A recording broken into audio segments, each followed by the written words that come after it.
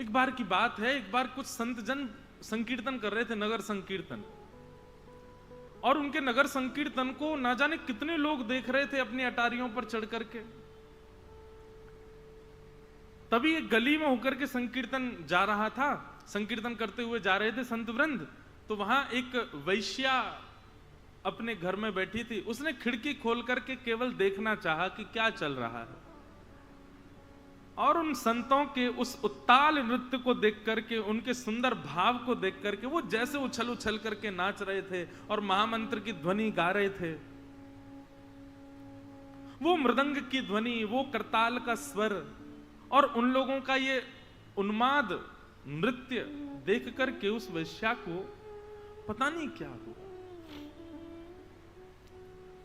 उसी क्षण उसके नेत्र बंद हो गए और वो दौड़ करके नीचे आई, और उन संतों के निकल जाने के बाद उनकी जो चरण रज थी वहीं लेटने लगी, वहीं प्रणाम करने लगी, अपने सर्वांगीण अंग को वहीं लिटा करके मानो उनकी चरण रज को अपने तन पर लपेटने लगी। एक संत ने वो दृश्य देख लिया, उसके नेत्रों में आंसू देख करके वे संत उसके पास गए, जाके बोले क्या बात है, तुम ऐसी क्यों हो रही हो? बोले महाराज आप लोगों का ये कीर्तन और नृत्य देख के मुझे नहीं पता, मुझे कुछ हो गया है, क्या चाहती हो? तो उसने कहा मेरी बस एक ही इच्छा है कि मैं, मेरे पास जितना धन है, मेरे पास जितना भी मैंने आज तक कमाया है, मेरे पास जो भी आभूषण है, वो सब मैं आप लोगों को दे दूं या ठाकुर जी की सेवा में लगा दूं। ये उस काल की बात है जब वृंदावन में श्री गोविंद देव प्रभु प्रकट हुए थे। श्री गोविंद देव जी, संतों ने आज्ञा की, बोले अभी अभी वृंदावन में नए नए ठाकुर जी स्वयं प्रकट हुए हैं, श्री गोविंद देव जी, उनको वज्रनाभ ने वर्षों पूर्व बनाया था, फिर भूमिगत हो गए, अब प्रकट हुए हैं, आप जाकर के श्री गोविंद देव जी की सेवा में ये भाव अर्पित कर दो। वैश्या ने जाकर के वृंदावन में गोविंद देव जी के पुजारी जी से कही, पुजारी जी ने उसका परिचय पूछा, उसने झूठ नहीं बोला, सत्य बता दिया कि मैं एक वैश्या हूं, पर मेरा मन अब बदल चुका है, मैं पूर्ण रूपेण समर्पित होने आई हूं, आप ये सारी सामग्री, ये सारा धन गोविंद देव जी की सेवा में ले लो। पुजारी जी ने जैसे सुना वैश्या, बोले निकलो बाहर, निकलो यहां से।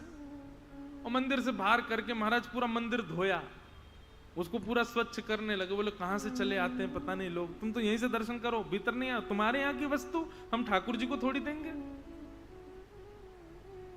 बंधु यही वैष्णव अपराध है, आप अपने से ज्यादा सबको श्रेष्ठ मानो, आप स्वयं को किंचित भी श्रेष्ठ मान करके और किसी को अश्रेष्ठ मानते हैं, यह वैष्णव अपराध है। मैंने तो इस बात से एक चीज और सीखी कि मैं जब किसी के घर जाता हूं, उनके घर की सेवा देखता हूं, तो सेवा देख करके मुझे मन में ऐसा आता है कि अगर वो कुछ, तो यही वैष्णव अपराध है। अब उस वैश्या ने तो रुदन करना प्रारंभ किया, यमुना जी के तट पर बैठी बैठी रोती रही, 3 दिन तक अन्न जल ग्रहण नहीं किया। गोविंद देव जी स्वप्न में प्रकट हो गए और पुजारी जी से जाकर के कहा, बोले हम तुमको कहते हैं, हम तुम्हारी सेवा स्वीकार नहीं करेंगे यदि तुम अभी इसी वक्त उस वैश्या को लेकर के नहीं आए और उसके द्वारा प्रदत्त जो धन, स्वर्ण और जो सामग्री है उनको मेरी सेवा में नहीं लगाया तो। तुरंत पुजारी जी दौड़े दौड़े गए, उस वैश्या के सब सामग्री लेकर के आए, ला करके उनको ठाकुर जी की सेवा में प्रस्तुत किया। भगवान ने कहा इसी की झारी बनवाओ, इसी के लोटा बनवाओ, इसी के सब पात्र बनवाओ, उन्हीं में मेरा भोग लगाया करो। एक तरफ ठाकुर जी का स्वभाव है और एक तरफ हमारा स्वभाव है। ये हम भेद दृष्टि क्यों रखते हैं? ये भेद दृष्टि ही वैष्णव अपराध है, और यहीं से ही हमारी भक्ति में ये ऊंच नीच आना प्रारंभ हो जाती है।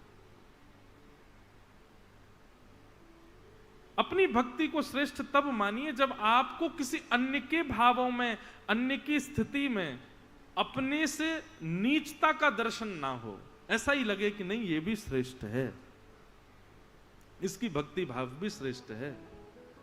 तो मैं कह रहा था, मैं किसी घर की सेवा देखता हूं ना, तो मुझे लगता है कि अगर कुछ अपराध है तो बता दो, लेकिन अगर सामान्य सेवा चल रही है तो ज्यादा बीच की भुआ मत बनो, वहां बता के कि ऐसा करो, नहीं नहीं ऐसा नहीं, ऐसा करना चाहिए तुमको, अरे ये तो गलत है, ऐसा नहीं है, ये करो। अरे भाई उसके ठाकुर जी उससे रीझने के लिए उसके घर पर उसके तरह से बैठे हैं, आप ज्यादा क्यों बता रहे हो? कोई अनवांटेड चीजें लगती हैं कि भाई ये थोड़ी गलत है, इस पर थोड़ा हम बता दें, वो बताइए, बाकी सेवा अपनी जैसी वो करे, ऐसा बिल्कुल भाव मत रखो। तो सवै पुंसाम परो धर्मो यतो भक्तिर अदोक्षजे अहैतु क्या प्रतिहता ययात्मा संप्रषेधति। न विच्छिन्न होने वाली भक्ति, ठाकुर जी के प्रति आपका प्रेम कभी कम ना हो। आप और एक और बात कहें, ये प्रेम केवल ठाकुर जी के प्रति कम नहीं होगा ऐसा नहीं है, गुरु के प्रति भी सदा वैसा ही रहेगा, ठाकुर जी के प्रति भी सदा वैसा रहेगा, लीला के प्रति भी सदा वैसा रहेगा, धाम के प्रति भी सदा वैसा रहेगा। कई बार ऐसा होता है कि हम सेवा तो खूब भाव से कर रहे हैं पर धाम के प्रति हमारी निष्ठा कम हो जाती है। कई बार सेवा भी कर रहे हैं, धाम के प्रति भी निष्ठा है पर कथा के प्रति निष्ठा कम हो जाती है। कई बार सेवा भी करते हैं, धाम के प्रति भी निष्ठा है, कथा के प्रति भी निष्ठा है, पर वैष्णवों के प्रति हमारी निष्ठा नहीं हो। ये सारी निष्ठाएं एक रस रहें, उसके लिए कभी कोई वैष्णव अपराध मत करो। यही एकमात्र कारण है जिससे आपकी भक्ति उथल पुथल हो जाती है, और कोई कारण नहीं हो सकता। तो न विच्छिन्न होने